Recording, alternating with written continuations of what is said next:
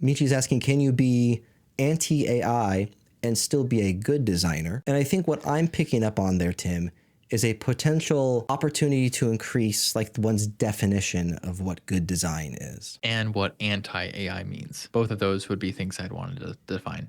Like if you look at this, can you be anti-AI, anti-artificial intelligence? And there's a huge question of what does artificial intelligence mean in this case, and what does being against artificial intelligence like constitute? Is this like a moral thing? Is this about safeguarding? Is this about what limitations you're implying? Or is this about being like 100% nothing will be artificially generated or inferred or touched or etc.?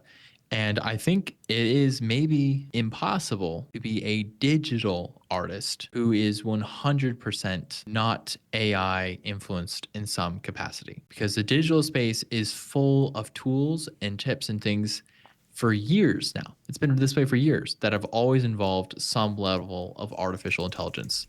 What we call that artificial intelligence has changed over time. Autocorrect, for example, is one version of this. You know, we have versions of like upscaling things, removing shadows. Photoshop has always had tons of artificial intelligence baked into it. If you're defining artificial intelligence as more of like chat, like conversational AI, where you're like asking it something and it gives it back to you in natural language, that's a little bit different, but I think that's a different type of AI and maybe not as work influential.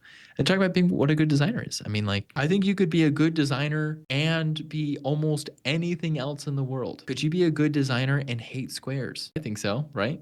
You could be a good designer, never use the color red. It just depends on like what you're hoping to accomplish as said designer. Obviously, if you're a designer and you hate the color red, you probably will not be a good designer for a company like Target, which their brand famously involves the color red. And so there's some concerns that would happen there. And so just knowing that when you start to make these calls about who you are and what your brand is, you are going to limit and expand your opportunity area. So what does a good designer mean? I think it's, I don't know, so much there. So much there. Love your train of thought. I would yes and with, if we were to ignore the word, I would say one's choice to not utilize AI will provide resistance to some folk hiring for designers.